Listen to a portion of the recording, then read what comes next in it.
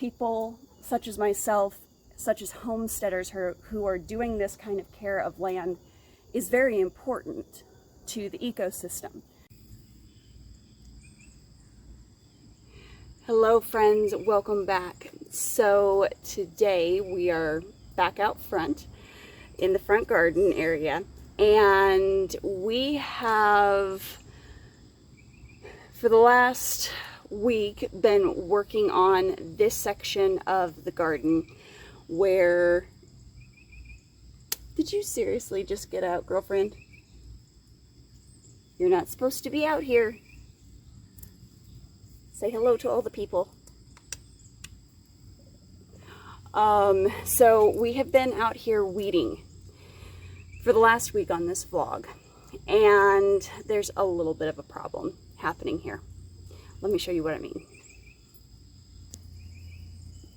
mean. So everything that I just got done weeding is coming back at a very, very rapid rate. So this weed is called spotted spurge. Now, obviously it's very vigorous. It prefers poor soil to almost no soil. And that's exactly what it has here, because it's in fact growing on top of... it is growing on top of the weed fabric in all of this gravel. So after doing some research and looking at my options, the problem that I'm running into is that I do not want to put down a type of herbicide, primarily because in our plants up here, between the Rosa Sharon tree and then of course our salvias, we have a hefty amount of bees, and we don't have just, we have many types of bees here. We have native, honey, and bumblebees. Now, male bumblebees are not like other bees in that they return to a hive. Most of the time, male bumblebees will actually just sort of camp out, I guess you could say, overnight wherever they have been working. And so I don't want to put down anything with a preen, like a preen product, because while the preen will prevent any weed seeds, which is what our problem is we've just got so many weed seeds going on that they're just coming up, because I literally cannot physically remove it without knocking out seeds. And I don't want our bumblebees to get into that preen, which kills the weed seeds. Plus, I don't like the idea of using a chemical on my land. That's just not my preference to do. So after doing a little bit of research the last couple days, I've decided I'm going to do some black weed fabric out here. And what we're basically doing is doing a type of solarization, is what they call it. Basically all that means is that we have a black paper and we are allowing the sun to bake out the seeds as well as the existing plants. So after that's done, it will have killed the seeds as well as the mother plants. Theoretically, after that, I should be able to go in and basically rake out all of the dead weeds and get rid of them. But I think this is going to be our best bet. Now, varying viewpoints on how long to do it for, anywhere from 3 to 7 days. So I'm not sure how long we're going to need to have the fabric down, but I'm banking on at least 3 days to fully roast out all of the seeds, because that's the main thing. If I can get rid of the weed seeds and kill those out, then I'm not going to have anything else popping up in this space. So hopefully we are on the last leg of getting this figured out and taken care of. I'm going to put you on hyperlapse. I'm going to get that fabric rolled out, and the good news is that fabric isn't going to go to waste. We can either use it in another place that we need to take care of any weeds, obviously in the back, because we've got some expansion that we still need to do this fall. We'll take you along for that as well. But it won't hurt anything to just have it pre-cut. And the length of this space is actually almost the length of our garden space in the back, believe it or not. So it'll end up working out really well. All right, let me go on ahead and get you onto hyperlapse, and we will get this fun part of the vlog started.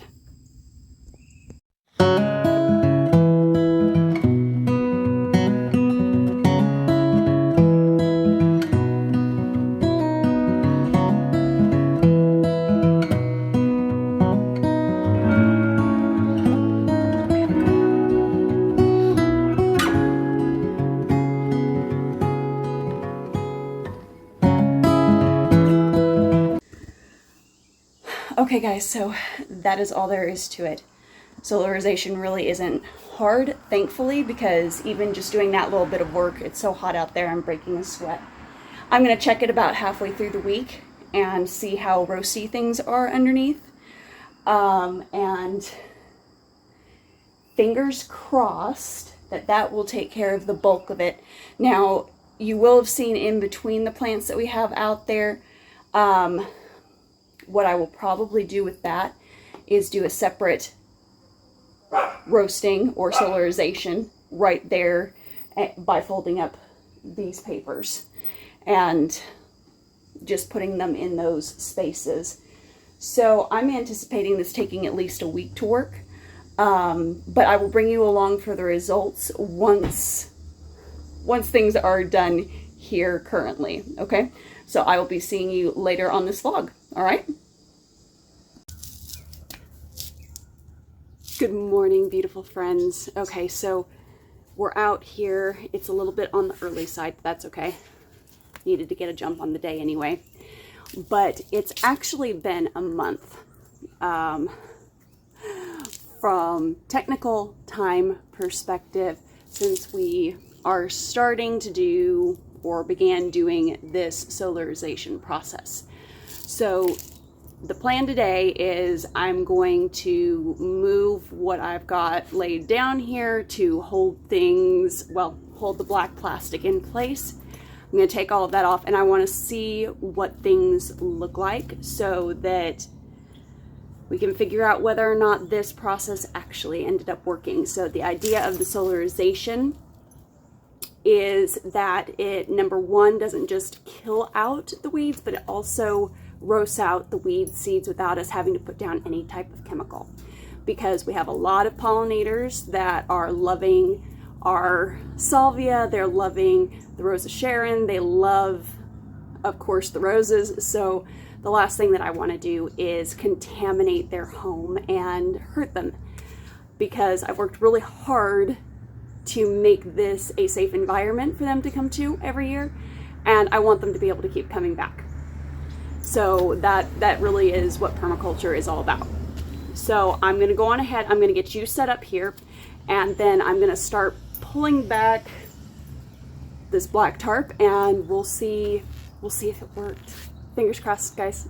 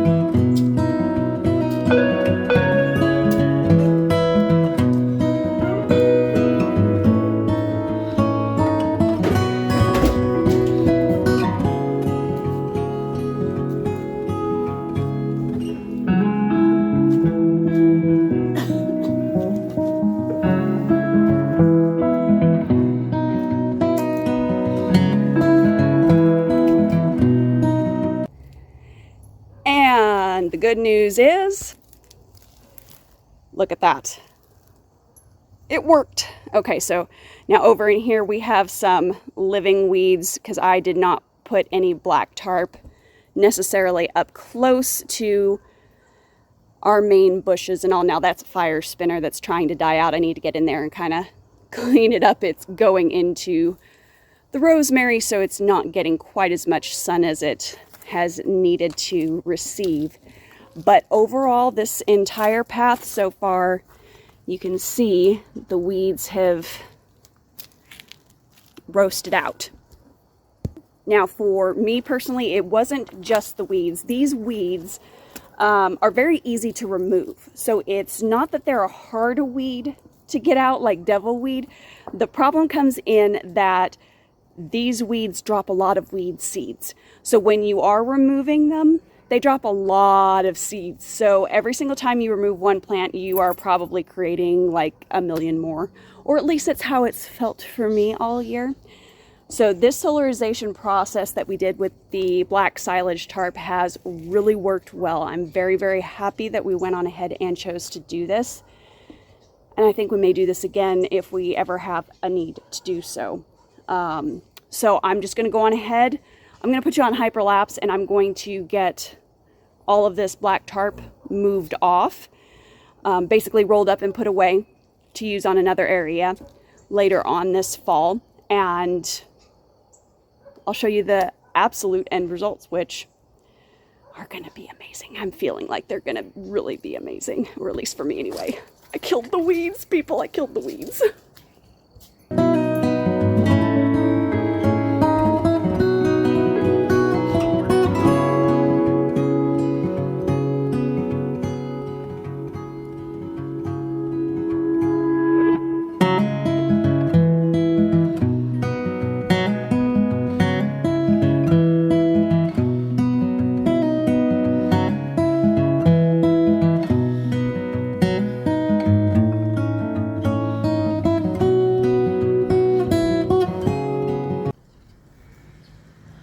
Okay, so that's all there is to it. Now, if I had a leaf blower, I would use that to blow out some of those dead weed seeds that are kind of brown.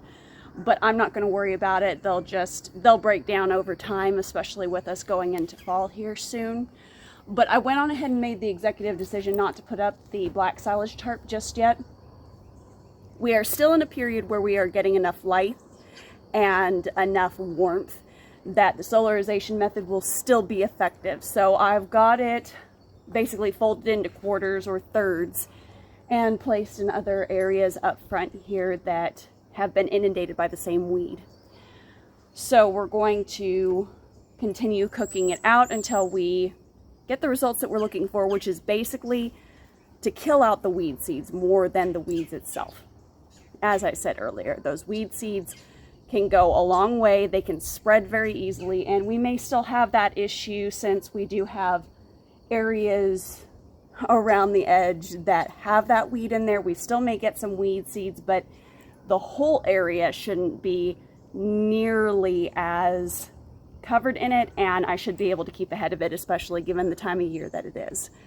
So this method has worked out very, very well, and we'll definitely be using it in the future. So I hope this has given you, I guess, some ideas on permaculture ways and means of doing things that are not going to be detrimental to the environment. They're not going to be using forever chemicals. They're not going to be using any type of chemicals, really. It's just using your natural environment. And then it is also about building up what you've already got. So it's all well and good to say that agriculture is the problem. Well, not all agriculture is the problem. We're talking big agriculture that's stripping the soil of nutrients. That's the problem. People such as myself, such as homesteaders who are doing this kind of care of land is very important to the ecosystem. And what we are doing is a lot of regenerative practice, which is putting good things back into the environment. So what we are reaping out of it and what you see us harvesting out of it is actually so small compared to what we are putting into the environment, that our footprint in essence is negligible. And really, in an entire neighborhood where there is almost no gardens whatsoever, we have so much life here on this little corner of land.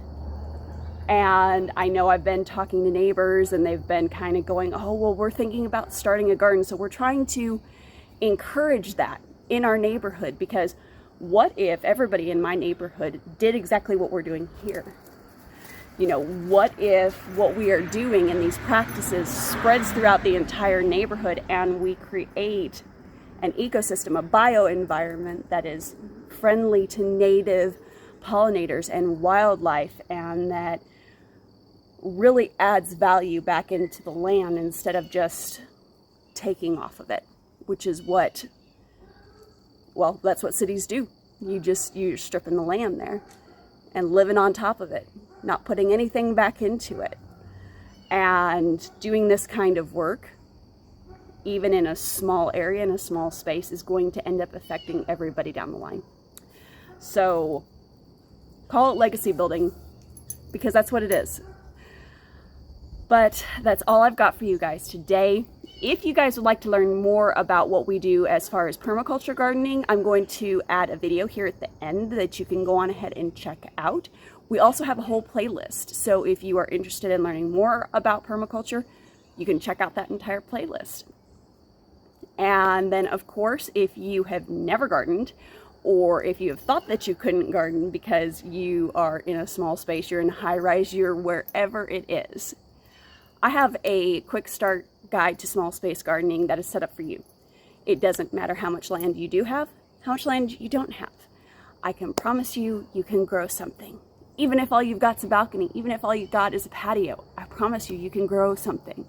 And I would encourage you to do that. And that's exactly what that guide is there to show you to do step by step. And you can do it in just 3 days. I mean, win-win. So guys, as always, keep it simple, natural, and essential. I'll put that link down below. If you've got any questions or comments, go on ahead and drop them below. I would love to hear from you guys. As always, see you on the next one.